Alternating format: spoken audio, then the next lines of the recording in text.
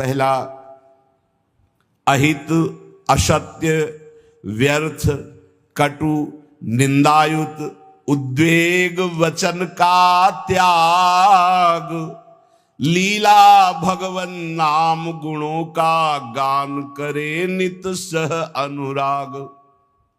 सबसे पहला, वाणी से भयंकर अपराध बन जाते हैं। घोर नरकों की प्राप्ति वाणी के अपराध से होती है। सबसे ज्यादा अपराध वाणी से बनता है। साधक को वाणी पर बहुत संयम रखना चाहिए। पहला साधन बताया अहित। अगर वाणी से ऐसा बोला कि किसी का अहित अमंगल हो, नहीं। असत्य, झूठ नहीं बोलना। देखो, यदि प्रेम प्राप्त करना है तो किसी का अहित हो ऐसा नहीं बोलना, और असत्य, झूठ नहीं बोलना। क्यों झूठ बोले? हम भगवत मार्ग के पति क्यों झूठ बोले? क्या लाभ मिल जाता है झूठ बोलने से? पर एक स्वभाव बन गया, झूठा ही लेना, झूठा ही देना, झूठा ही भोजन, झूठ चबेना। आओ, कहां से आ रहे हो? प्रसाद नहीं पाया है। जब नहीं पाया है तो स्पष्ट बोल दो, नहीं, पाने की इच्छा नहीं, अभी नहीं पाएंगे। पाया है, क्यों झूठ बोले? हर बात में झूठ नहीं, सत्य बोलना सीखो। यदि भगवत मार्ग में चलना चाहते हो, प्रेम प्राप्त करना चाहते हो, तो हमारे प्रभु सत्य नारायण है, सच्चिदानंद है, सत्य व्रतम, सत्य स्वरूप है वो।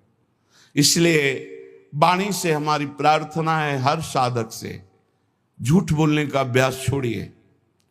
जो भी होना होगा, हमसे गलती हुई, हमको दंड दे दो। कितना दंड दोगे? मृत्यु से बढ़कर कोई दंड नहीं। हम मृत्यु को स्वीकार किए हुए भगवत मार्ग के पथिक है। हम झूठ क्यों बोले? झूठ नहीं बोलना, कपट भरे वचन नहीं बोलना, अहित, कटु, कड़ुए शब्द, परुख वचन, निंदायुक्त, किसी की निंदा नहीं, उद्वेग, बोला सामने वाले का हृदय जलने लगा, ऐसे वचन का त्याग करना है। पहला प्रेम प्राप्ति के लिए यह नियम है। वाणी एक अमोल है, जो कोई बोले जान, हे तराजू तौल के तब मुख बाहरान। सहसा मत बोलो, पहले वाणी को तौलो हृदय में विवेक के तराजू पर, यह जाकर दूसरे का हित मंगल करेगी कि नहीं करेगी। अगर हमारी वाणी पवित्र नहीं है तो हम उपासना के पहले ही सोपान पर फेल हो गए। जिस वाणी से हमें नाम मंत्र सिद्ध करना है, वो वाणी अशुद्ध नहीं होनी चाहिए, झूठ नहीं बोलना चाहिए, असत्य भाषण, अहितकारी, कटुवचन, परुख वचन, निंदायुक्त वचन और सांसारिक वार्ता, इसका त्याग कर दे। यदि प्रेम मार्ग में जाना है तो लीला भगवन नाम गुणों का गान करे नित सह अनुराग। वाणी को पावन करना है, भगवान के पावन नाम का जप, नाम का कीर्तन और लीला गुणों का गायन। जैसे श्रीमद चतुरासी जी 42 लीला, श्रीमद भागवत, जब हम लीलाएं गायन गाते हैं तो हमारे हृदय के सारे मोहमल का नाश हो जाता है, पाप का नाश करके एकदम हृदय निर्मल होने लगता है। सच्ची मानिए, भगवत चर्चा करते करते भगवान की झांकी आने लगती है। आप एकांत में कभी श्रीमद् भागवत पढ़िए, मनन कीजिए, रोना आ जाएगा।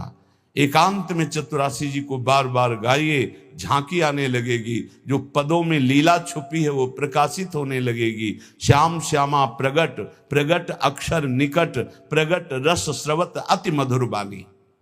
सत्य बोलो, हितकर बोलो, दूसरों को सुख पहुंचाने वाली बात बोलो, भगवान नाम जप करो, भगवान नाम कीर्तन करो, भगवत लीला गुणगान करो।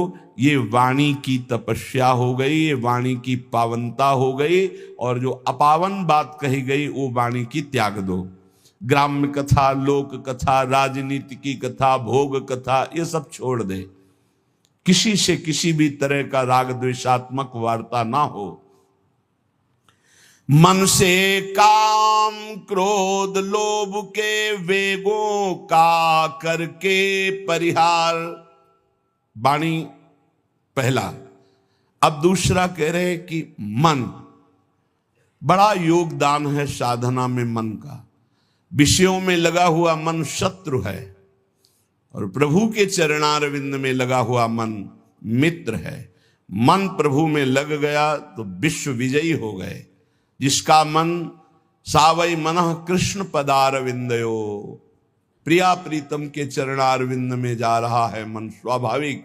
बहुत बहुत धन्यवाद। अनंत जन्मों की उसकी सुकृत फलीभूत हो गए, साधना फलीभूत हो गई कि जो विषयाकार मन था वो भगवदाकार हो गया।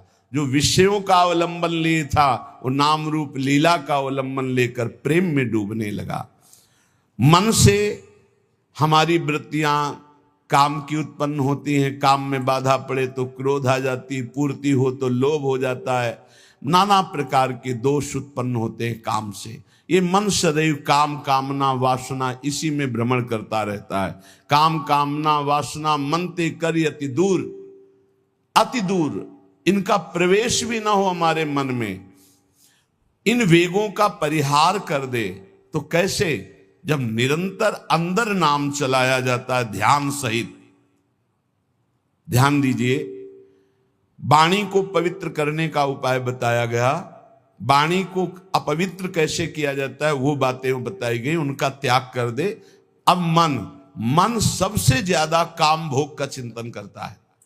उसकी कामना ही प्रधान वो वृत्ति है जो हमें संसार में फंसाती है। कामना की पूर्ति में लोभ होता है और भोगे, और कामना की अपूर्ति से बाधा पड़ने पर क्रोध होता है। बड़े बड़े चाहे कोई भी हो, क्रोध आते ही मूढ़ता छा जाती है। मूढ़ता छाते ही स्मृति नष्ट हो जाती है। स्मृति नष्ट होते ही बुद्धि भ्रष्ट हो जाती है। बुद्धि भ्रष्ट होना ही सर्वनाश कहा गया है। ध्यायतो विषयान पुंसा संगास्तेषु उपजायते, संगात संजायते कामा, कामात् क्रोधो भिजायते, क्रोधात् भवति सम्मोहा, सम्मोहा स्मृति विभ्रमा, स्मृति भ्रंशात् बुद्धिनाशो, बुद्धिनाशात् प्रणश्यति, सर्वनाश हो जाता है। इसलिए विषयों का ध्यान ही ना हो पावे, विषयों का चिंतन ही ना हो पावे तो कैसे? अंदर ध्यान सहित नाम जप करो। यदि रूप का ध्यान हो रहा है तो ठीक है, नहीं तो नाम का ही ध्यान करो। जो नाम जप कर रहे हो उसी का ध्यान करो। राधा बार बार ध्यान करते हुए नाम जप करो। लीला भगवत गुण नामों का करे नित्य चिंतन अविकार।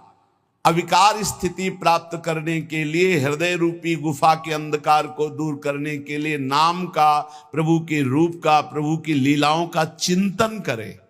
जैसे हम जिह्वा से लीलाओं का गुणगान करते हैं, नाम कीर्तन करते हैं, वाचिक नाम जप करते हैं या उपांश नाम जप करते हैं, तो ये वाणी की पवित्रता हुई, मंगल है। पर हृदय रूपी गुफा में जो काम क्रोध चोर छुपे हुए हैं, इनको हटाने की अभी सामर्थ्य नहीं।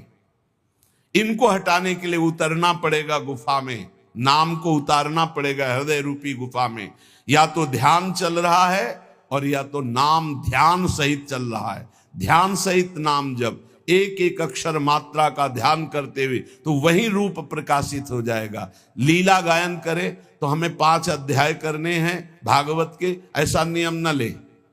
5 श्लोक पढ़े पर खूब डूब के पढ़े कि क्या कहा जा रहा है, कौन सी लीला गायन, मेरे प्रभु क्या लीला कर रहे हैं, ऐसे। और जो रस ग्रंथ है इनके अर्थ पर विचार न करे, इनका केवल गायन करे। ये अर्थ विचार करने की सामर्थ्य प्रकाशित करेंगे गायन करते करते। रटत रटत कहत कहत सुनत सुनत रसरीति जानी। जब रटते रहोगे, कहते रहोगे, सुनते रहोगे तो ये रसरीति समझ में आएगी। कहत और सुनत रसरीति जानी, ताहि तज कबहूं गाउन कबहूं कछु, प्राण रमि रही हरिवंश बानी। ऐसी निष्ठा, ऐसा भाव, निरंतर गायन, तो चिंतन का अधिकार प्राप्त हो जाता है। जब मन से नाम का चिंतन, रूप का चिंतन होता है तो ये काम क्रोध लोभ मोह मद मत्सर्य अंधकार में ही टिकते हैं। नाम का प्रकाश होते ही ये सब भाग जाते हैं। परम प्रकाश रात दिन बना रहता है नाम का। ऐसा सुंदर सुख है नाम का, वो कैसे वाणी में सामर्थ्य नहीं कि वर्णन किया जा सके। जैसे कई दिनों के प्यासे आदमी को शीतल जल मिले तो कैसे गटकता चला जाता है, ऐसे अनंत जन्मों से जिस सुख की खोज हम अनंत ब्रह्मांडों के भोगों में करते हुए मरते रहे, आज तक नहीं मिला। जब नाम में वो सुख मिला तो गटकत, निरंतर गटकत। जैसे हम रूप के प्यासे नेत्र भटकते रहे और जब प्यारे जू को देखा तो नेत्रों से रूप का पान हो रहा है। जैसी हरिवंश निकट दासीजन लोचन चसक रसासो गटकत, गटकत नेत्रों से रूप का पान कर रहे हैं, वाणी से लीला गुणगान नाम का पान कर रहे हैं, श्रवणेन्द्रिय से प्रभु के यश का श्रवण करके पान कर रहे हैं, वो उन्मत्त हो जाते हैं। रसासो गटकत, ये रस आसो है, ये आसो उन्मत्त कर देता है। तो मन निष्काम हो गया। नाम और ध्यान ये पद्धति है। देखो छाणिदय माननी मान मन धरिबो वाले पद में आओ तो देखो कैसे प्रभु पद्धति बता रहे। जपत हरि विवश तव नाम प्रतिपद विमल और मनसि तव ध्यान ते निमिष नहीं टरिबो। एक साथ दोनों बात, जप हो रहा है वाणी से तो मन से एक निमिष के लिए भी ध्यान में नहीं छूट रहा, ध्यान नहीं छूट रहा। हित सजनी जो कह रहे हैं प्यारी जो से, पहली बात तो प्रणत हैं आपके लाडली जो, आपको मान धारण नहीं करना है। प्रणत सुंदर सुघर प्राण वल्लभ नवल बचन आधीन सोईतो कत करिबो। और स्थिति जपत हरि विवश तव नाम प्रतिपद विमल मनसि तव ध्यान ते निमिष नहीं टरिबो। और इधर हनुमान जी महाराज श्री जानकी जी की स्थिति वर्णन कर रहे हैं। अशोक वाटिका में बैठे, नाम पाहरू दिवस निशि ध्यान तुम्हार कपाट, लोचन निज पद जंत्रित जाहि प्राण के ही बाट। आप कैसे समझोगे जानकी जी की स्थिति को प्रभु?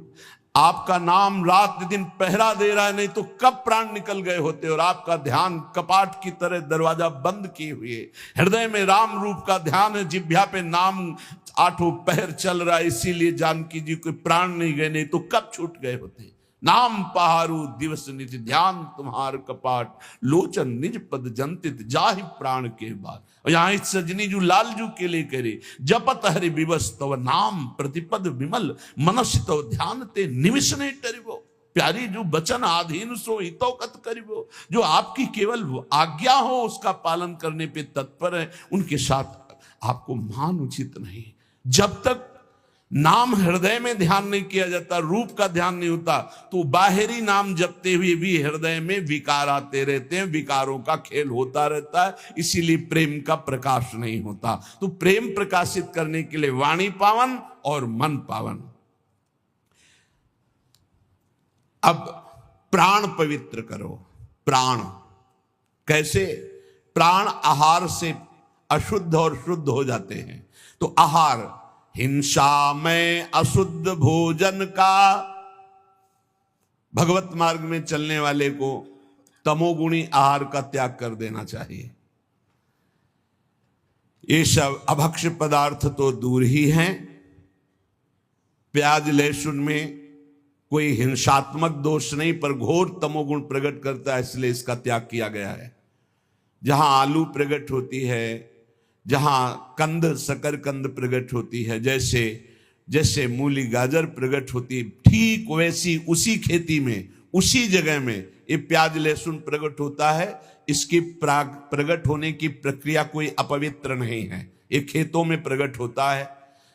लेकिन ये घोर तमोगुणी है, ये भजन में बहुत बाधक है। जब तक आपका हृदय प्राण मन वाणी ये पवित्र नहीं होंगी, तब तक आप भगवत साक्षात्कार नहीं कर सकते। तो पवित्रता के लिए इसका त्याग किया गया है।